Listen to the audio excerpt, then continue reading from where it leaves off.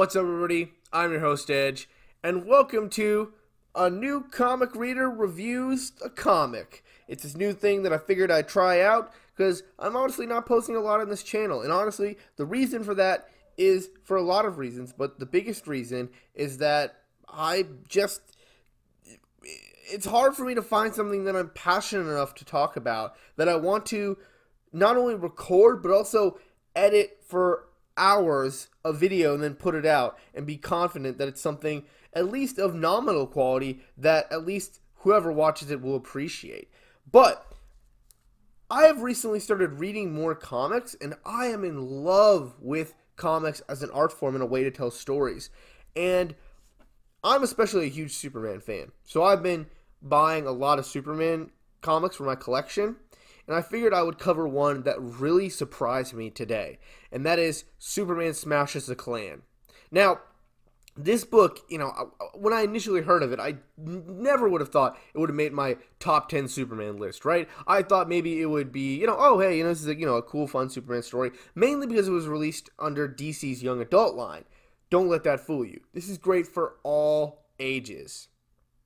Now, the first thing I saw when I was exposed to this comic was a sample page, and you see this spread right here of Superman punching a Nazi.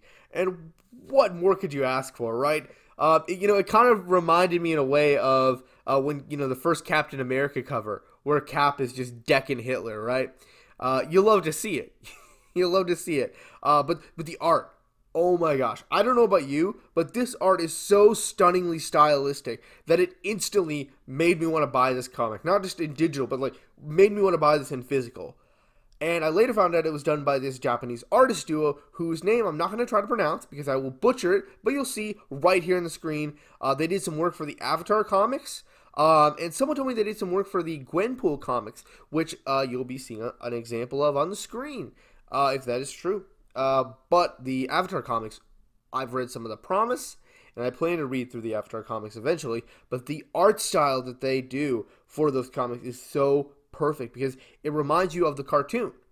But if somebody would have told me this duo would be perfect for Superman, I would have been a little skeptical, but it works so well. It's kind of like a modern take on Golden Age Superman, and it even has the black behind the symbol.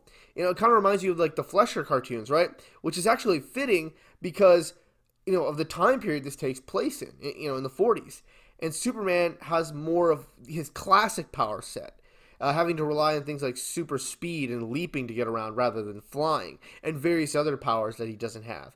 Which, that actually plays into the story in a very interesting way. So it's not just for nothing, just because it's in the time period, There's a very interesting thing they do with that. Let's talk about the writer, though.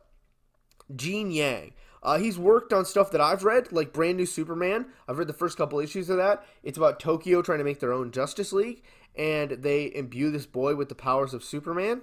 And it has so much energy, so much charisma. I love that. I want to finish that, but I really liked him as a writer in that. And apparently he's done some stuff in the New 52 for Superman. So if that's true, you'll also be seeing that on the screen right now. But basically we can safely say that Yang gets Superman, especially after reading this book. He understands Superman. So what's the book about? Well, it takes place in 1946, and it's based on a 16-episode run of the Adventures of Superman radio show that aired in, 1946. Yang recounts it as such. A Chinese-American family moves to Metropolis. The Clan of the Fury Cross, fictional stand-ins for the real-life Ku Klux Klan, burns a tall wooden cross in the family's lawn, and Superman leaps to the family's defense. As you can see, they're not shying away from hard-hitting messages about racism. It's more than Superman just punching Nazis. There is characters that have complex motivations, and Yang tackles racism from multiple angles. It would be one thing if he just punched Klan members and and arrested them and beat up mech suit Nazis, but no, he goes into it, and he's like, this guy's dad is the leader of the Klan, and he doesn't know, he's conflicted about this, but this is what he grew up in, and it deals with how racism is passed from father to son, right? It's passed down from parents to children. And there's other angles that he tackles as well, which I'm not going to spoil here because I think you should experience this for yourself. Like I said, this is part of DC's young adult line of comics, but don't let that stop you. Readers of any age will benefit from reading this book. And Yang is an amazing writer. He's really good. Even Soups himself, is struggling with his identity as an immigrant, right? He hasn't told anyone that he's not human. No one knows he's from Krypton. And I really love that idea because this idea that is tackled in the book, especially with Superman's character arc, was what brought the story to my top 10 level. It put it on that list because the original creators of Superman were Jewish immigrants, and I just feel that aspect of Soup's character isn't explored enough, and this book pulls it off in the best way I've seen. So I really loved that.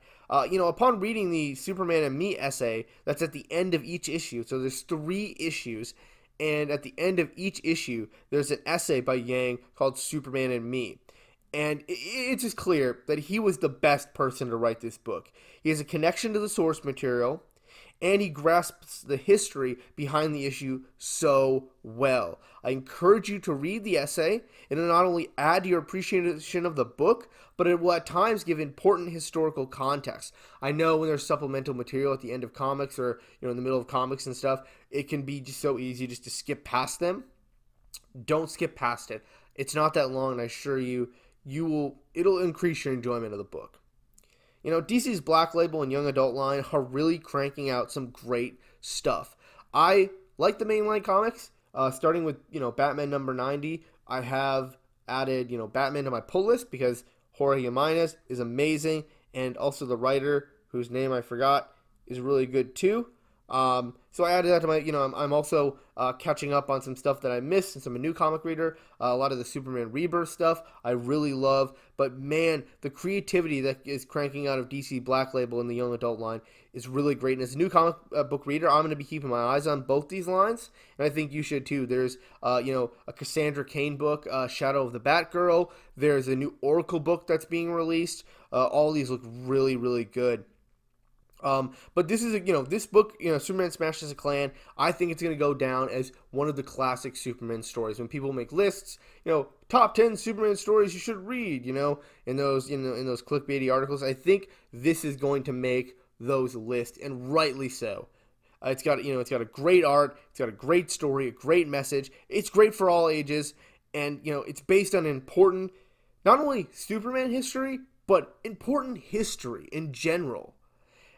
If I had kids, I would sit them down and we would read this comic together and we would discuss the implications of racism and how it applies to our world today. And a lot of people say they don't want politics in comics. This is based on a radio show from 46 where Superman took on the Klan. Politics are in all of our media. It's just a matter of doing it well and doing it right. And Yang tackles it so well. But I just enjoyed it in general as just a Superman story. It was amazing.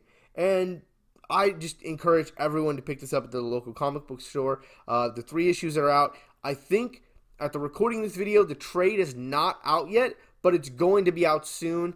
And pick it up that way if you'd rather do in the trades. I got the 3 issues because 1, I couldn't wait to read it, and 2, I actually liked the art so much that I wanted each cover of Guthrie, or however you pronounce their names, art. But anyway, if you're a Superman fan, you're going to want this in your collection.